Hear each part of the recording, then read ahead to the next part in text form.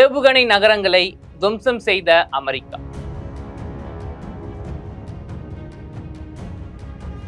அமைதி கூடி வரும் நேரத்தில் பேரிடி.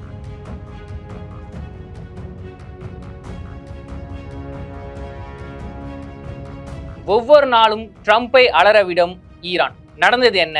விரிவாக பார்க்கலாம் வாங்க.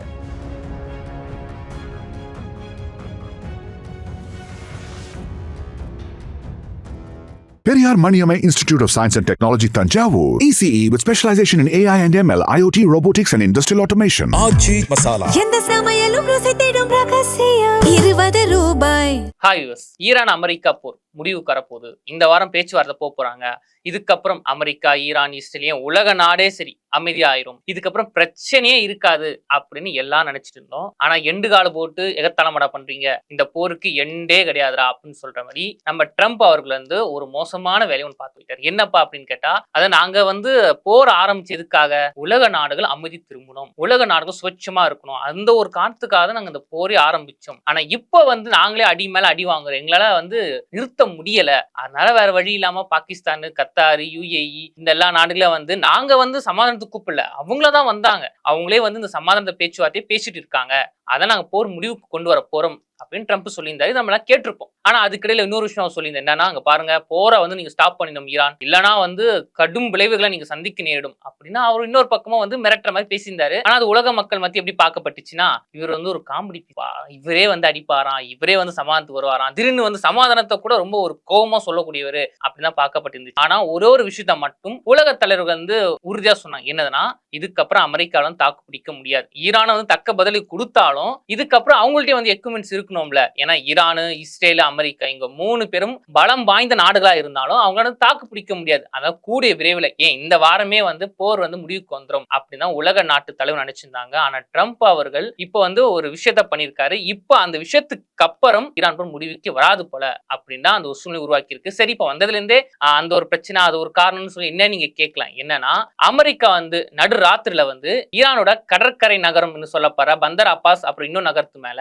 2 நகரத்து மேலையும் அமெரிக்கா தாக்குதல் பண்ணிருக்காங்க. எதுக்காக கேட்டா, நாங்க அமெரிக்காவோட தற்காப்புக்காக தான் நாங்க தாக்குதல் பண்ணோம், மத்தபடி ஒண்ணுமே இல்ல. இன்னும் சொல்லப்பா நாங்க இன்னும் உக்கிரமா தாக்கியிருப்போம். ஆனா இப்ப போர் நிறுத்தம் இருக்குல்ல, அந்த ரூல்ஸ் நாங்க மீறக்கூடாதுல. ஏப்ரல் 8ஆம் தேதி போர் நிறுத்தம் பண்ணோம் தற்காலிகமா. ஈரானும் அமெரிக்காவும் இந்த இடைப்பட்ட கால போர் செய்ய மாட்டோம் அப்படின்னு. அதெல்லாம் ஆபத்துல வச்சுக்கிட்டு நாங்க சும்மா ஒரு ட்ரைலர் மாதிரி சின்னதா ஒரு போர் தாக்குதல் பண்ணோம். அதுவும் அமெரிக்காவோட பாதுகாப்புக்காக தான். அது முக்கியமா ஏன் அந்த நகரத்தை நாங்க தாக்குதல் பண்ணோம், அங்க இருக்க கப்பலை ஏன் அடிச்சோம் பாத்தீங்கன்னா, அங்க இருக்க ஏவுகணைகள் அமெரிக்கா நாட்டுக்கு அச்சுறுத்தலா இருக்கு, அதனால எங்க தற்காப்புக்கு நாங்க அடிச்சோம், மத்தபடி நாங்க போர்லாம் செய்யவே இல்லை அப்படின்னு ட்ரம்ப் அவர்களும் சரி சென்காமும் சரி அறிவிச்சிருக்காங்க. ஓகே, இது ஈரான் என்னப்பா சொல்றாங்க அப்படின்னு பார்த்தா, ஈரான் சொல்லக்கூடிய மிக முக்கியமான தகவல், இது எல்லாமே பொய்ங்க, ஏன்டா பச்சை பொய் சொல்ற அப்படின்னு சொல்றபடி அமெரிக்கா சொல்ற எல்லாமே பொய் தான், நாங்க சிவனே தான் இருந்தோம். ஆனா அமெரிக்கா அதிபர் ட்ரம்ப் அவர்கள் சொல்லிதான் இப்படிப்பட்ட தாக்குதல் நடந்திருக்கு, கேட்ட தற்காப்புன்றாங்க. நாங்க எந்த ஒரு பதிலடி தாக்குதலும் பண்றதுக்கு முன்னாடியே நீங்க தாக்குதல் பண்ண என்ன அர்த்தம், அதனால சும்மா அந்த சங்க ஊதிகத்தான ஆண்டின்னு சொல்ற மாதிரி ட்ரம்ப் பண்ண வேலைக்கு நாங்க திருப்பி அடிக்காம இருப்போமா அப்படின்னு சொல்லி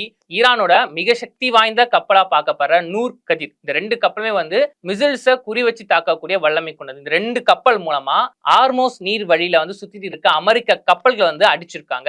இதனால அந்த அமெரிக்க கப்பல் சுக்கு சுக்கா நொறுங்கி இருக்கு. சொல்லுவாங்களே, சுக்கு சுக்கா நொறுக்கிட்டேடா அப்படின்னு சொல்றபடி அந்த கப்பலம் சுக்கு சுக்கா நொறுங்கி இருக்கு. இதுக்கு ஈரான் சொல்லக்கூடிய விஷயம் என்னன்னா, நாங்க இப்பதான் ஆரம்பிச்சிருக்கோம், நீங்க தாக்குதீங்க, நாங்க பதில் அடி கொடுத்துருக்குமே தவிர வேற எந்த ஒரு உள்நோக்கத்துக்காகவும் நாங்க தாக்குதல் பண்ணவே இல்லை. இன்னொன்னு, ஈரான் நீங்க இன்னமும் சாதாரணமா நினைச்சிட்டு இருக்கீங்க, நாங்க நினைச்சா அமெரிக்காவும் சரி இஸ்ரேலையும் சரி கதிகலங்க விட்டுருவோம் அப்படின்னு ஈரானோட IRGC விளக்கம் கொடுத்திருக்காங்க. ஆனா கத்தார் நாட்டுல அமைதிக்கான பேச்சுவார்த்தை போயிட்டு இருக்கு, அப்ப அதுவும் பாதிக்கப்படுமான்னு கேட்டா அதுதான் கிடையாது. ஏன்னா கத்தார் நாட்டுல பேசக்கூடிய விஷயம் ஒரு 60 நாட்களுக்கு இடைப்பட்ட காலத்துல இந்த ஈரான் போர் ஸ்டாப் பண்ணி வைக்கணும், அடுத்த ஹார்மோஸை ஓபன் பண்ணி விடணும். இது இந்த 2 விஷயத்த மட்டும் தான் கத்தார் நாட்டுல பேசக்கூடிய விஷயமா இருக்கு. மற்றபடி பாகிஸ்தான் தலை இஸ்லாமாபாத்ல தான் நிரந்தரமான பேச்சுவார்த்தைக்கான விஷயமே போயிட்டு இருக்கு. அதனால கத்தார் நாட்டுல பேசக்கூடிய உடன்படிக்கை அது ஸ்டாப் ஆகாது, அது பேசித்தான் இருப்போம் அப்படின்னு சொல்லி ஈரானோட வெளியுறவுத்துறை செய்தி தொடர்பாளர் வந்து சொல்லியிருக்காரு. சரி இப்ப அமெரிக்கா அடிச்சிருக்காங்க, கேட்டா வந்து தற்காப்பா அடிச்சுன்னு சொல்றாங்க, ஈரானும் அதுக்கு நாங்க பதிலடி கொடுத்துருக்கோம் அப்படின்னு சொல்றாங்க. அப்ப இதனால அமைதிக்கான பேச்சுவார்த்தை என்ன நடக்க போகுது, என்ன ஆக போகுது, அது வந்து ஃபெயிலியர் ஆக போதா? ஏன்னா